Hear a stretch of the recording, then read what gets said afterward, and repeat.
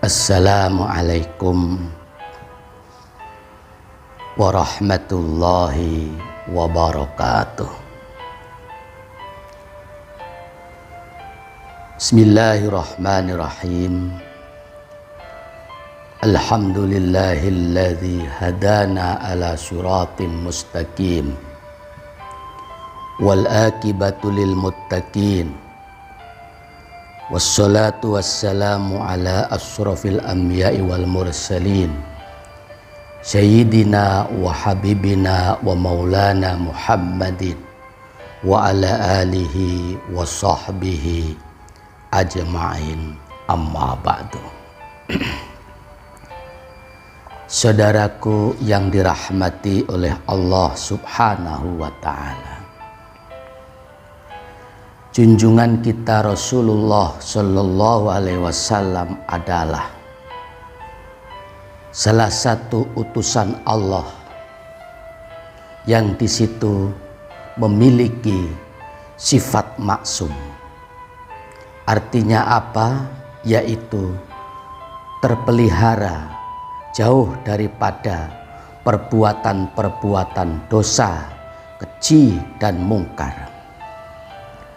Di samping itu pula Allah subhanahu wa ta'ala memberikan sebuah jaminan ampunan kepada beliau sallallahu alaihi wasallam. Allah telah mengampuni seandainya pun ada dosa-dosa Rasulullah sallallahu alaihi wasallam yang telah lewat, ataupun seandainya pun ada dosa-dosa yang akan datang. Semuanya telah diampuni dan dimaafkan oleh Rabbul Alamin, Allah subhanahu wa ta'ala. Itulah salah satu sifat khususiyah yang diberikan oleh Allah kepada junjungan kita Rasulullah Sallallahu Alaihi Wasallam, memiliki sifat maksum, terhindar dari perbuatan salah dan dosa. Toh seandainya pun ada, itu sudah pasti diampuni dan dimaafkan oleh Allah Ta'ala. Namun demikian, perlu kita ketahui, sekalipun beliau itu maksum, sekalipun beliau itu dijamin maghfirah oleh Allah, beliau ini setiap harinya senantiasa bertaubat kepada Allah subhanahu wa ta'ala dengan bertaubat 100 kali setiap harinya. Saudaraku yang dirahmati oleh Allah subhanahu wa ta'ala, ini beliau Rasulullah. Bagaimana dengan kita selaku umatnya yang tidak ada jaminan maksum, tidak pula ada jaminan pengampunan dari Allah jika kita nggak bertobat, jika kita tidak mau memohon ampun kepadanya.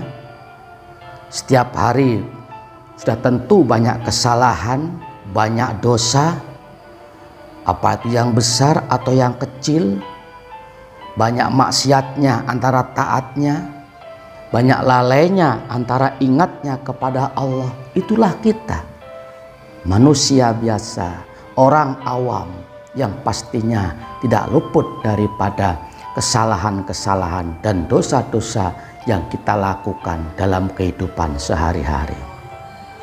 Mari kita bertanya kepada diri kita sendiri, berapa kali kita bertobat kepada Allah setiap harinya? 10 kali, 20 kali, 30 kali, 50 kali, 100 kali, 200 kali, atau 1000 kali?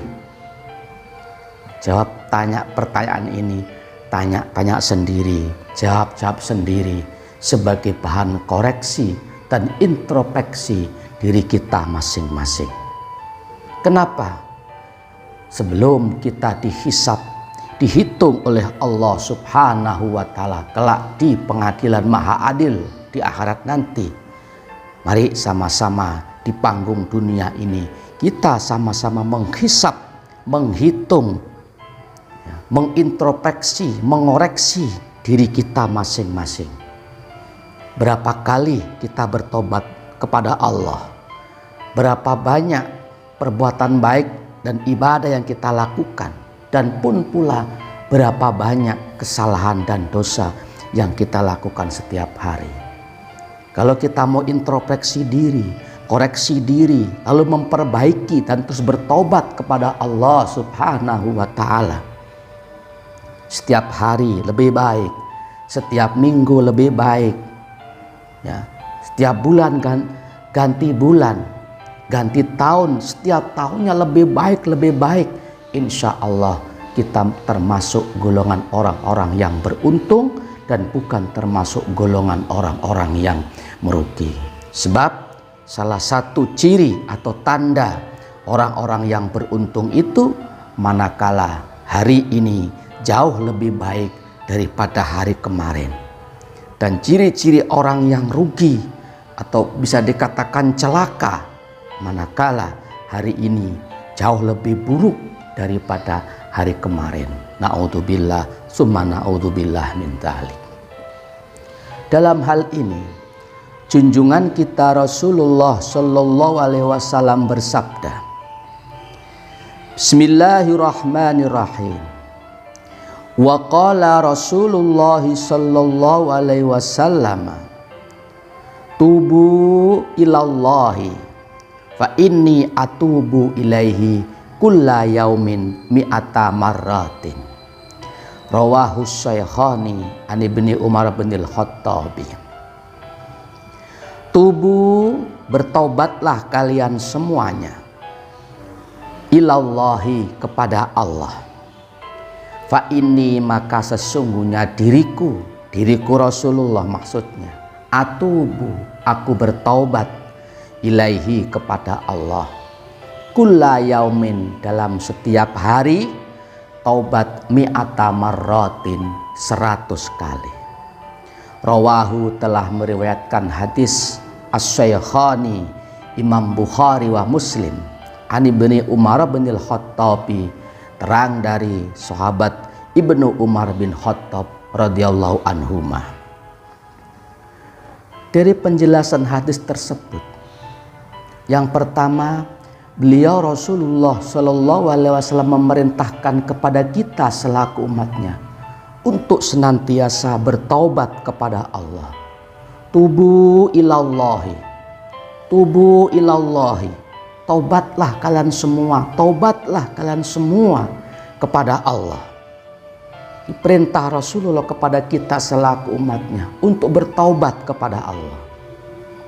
Di samping itu pula pun beliau menjelaskan, fa inni atubu ilallahi kulla yaumin mi'ata marratin. Apa di situ? Sesungguhnya aku Rasulullah maksudnya, setiap hari bertobat kepada Allah dengan 100 kali. Hadis ini diriwayatkan oleh Imam Bukhari wa Muslim. Saudaraku yang dirahmati oleh Allah Subhanahu wa Ta'ala, perlu kita ketahui bahwa taubatnya Rasulullah Shallallahu Alaihi Wasallam itu bukan taubat dari melakukan kemaksiatan. Taubatnya baginda Nabi Agung Muhammad Shallallahu Alaihi Wasallam itu bukan taubat karena melakukan kemungkaran atau kezaliman, tidak. Ini yang perlu kita ketahui, karena di sini disebutkan tingkatan taubat itu pun ada 3. Yang pertama, taubatnya orang awam. Yang kedua, taubatnya orang khusus. Dan yang ketiga, taubatnya khawasil khawas. Disebutkan di sini, Bismillahirrahmanirrahim.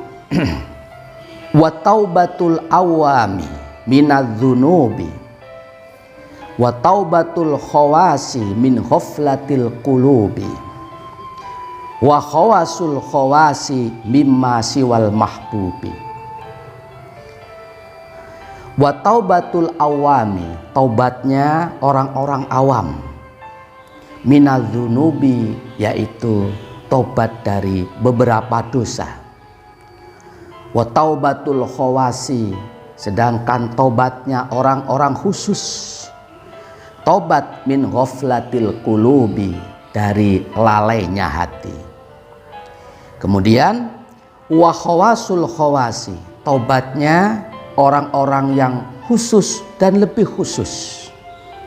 Mimma, yaitu dari perkara siwal mahbubi, selain zat Allah yang dicintai. Nah, inilah pembagian tingkatan taubat. Yang pertama, taubatnya orang awam. Taubatnya kita-kita ini semuanya, manusia pada umumnya, yaitu taubat karena telah melakukan banyak dosa, banyak kezaliman-kezaliman yang kita perbuat dalam kehidupan sehari-hari. Mungkin dengan memperbanyak istighfar, menangisi kesalahan, ya, sebagaimana yang Al-Fakir Tembar jelaskan, menyesali, meninggalkan dosa, kemudian juga berniat untuk tidak mengulang kembali, dan seterusnya. Mau itu dosa kecil, mau dosa besar, mau dosa yang tersembunyi ataupun terang-terangan, dosa kepada Allah ataupun dosa kepada sesama, ditaubatin itu semuanya. Nah, ini taubat yang pertama, bagian daripada tingkatan taubat, taubatul awami, taubatnya orang-orang awam, yaitu minaz dzunubi, taubat daripada beberapa dosa. Kemudian yang kedua, yaitu taubatul khawasi, taubatnya orang-orang khusus. Ya, mungkin ini golongan para wali-walinya Allah, kekasih-kekasih Allah. Ya, itu bukan lagi bertaubat karena perbanyak dosa atau bukan karena kezaliman-kezaliman yang lakukan, tidak, tetapi karena apa? Di situ disebutkan, yaitu min ghaflatil qulubi, dari lalainya hati. Jadi para wali-walinya Allah, ya, hatinya tidak pernah lepas untuk selalu ta'alluq, ya, untuk selalu ingat kepada Allah dalam setiap saatnya dan setiap detiknya. Tidak pernah lupa keharibaan Allah subhanahu wa ta'ala. Mungkin jasad dohirnya bersama dengan kita, ya, mungkin pandangannya pun juga memandang kita-kita, pendengarannya pun juga mungkin mendengarkan kita. Fisik dohirnya bisa berkumpul dengan kita semuanya orang-orang awam, tetapi para wali-walinya Allah ini hatinya selalu takluk kepada Allah subhanahu wa ta'ala dan selalu mengingatnya. Maka ketika para wali-walinya Allah ini lupa, hatinya lalai sedikit pun, mungkin bisa jadi lalai lupa kepada Allah, disitulah ia bertaubat, memohon ampun keharibaan Allah subhanahu wa ta'ala. Dan yang terakhir, yaitu taubatnya khawasil khawas, orang yang khusus dan lebih khusus. Ini taubatnya para nabi, para rasul. Salah satu di antaranya ialah junjungan kita Rasulullah Sallallahu Alaihi Wasallam. Ia tobat bukan karena perbuatan dosa atau perbuatan mungkar, tetapi ia karena tobat bisa jadi ia melakukan sesuatu, fikirnya, hatinya, perbuatannya siwal mahbub, karena selain Allah yang maha dicintainya. Karena para nabi dan para rasul ini tentunya dalam setiap melangkah, dalam setiap perbuatan, semuanya karena Allah. Dan hatinya tidak hanya mengingat, tidak hanya ta'aluk kepada Allah, tetapi sangat cinta dan sangat mencintai kepada Allah subhanahu wa ta'ala, melebihi segala-galanya. Sehingga hatinya ketika bergeser, rasa cintanya kepada selain Allah, disitulah ia bertaubat kepada Allah. Mungkin ia mencintai pula istrinya para nabi ini, mencintai keluarganya, mencintai umatnya, dan lain-lain sebagainya. Akan tetapi cinta yang dilakukan oleh para nabi dan rasul ini, yaitu semuanya karena perintah daripada Allah Subhanahu wa ta'ala. Mencintai karena Allah, bukan karena nafsunya. Yang maha dicintai hanyalah Allah Subhanahu wa ta'ala. Maka ketika hatinya lalai dari yang dicintainya, atau melakukan suatu perbuatan bukan karena mahbub, bukan karena zat yang dicintainya, maka ketika itu para nabi dan para rasul ini bertaubat kepada Allah Subhanahu wa ta'ala. Itulah tadi sedikit tentang pembagian daripada taubat itu sendiri.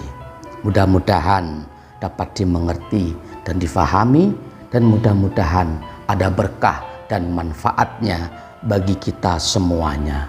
Amin amin ya rabbal alamin. Sedikit yang Al-Fakir dapat sampaikan, apabila ada benarnya itu semata-mata datangnya dari Allah Subhanahu wa ta'ala. Apabila ada salah dan kurangnya semata-mata karena kebodohan Al-Fakir, secara pribadi mohon dibukakan pintu maaf yang sebesar-besarnya. Wallahul muwafiq ila aqwamit thoriq. Assalamualaikum warahmatullahi wabarakatuh.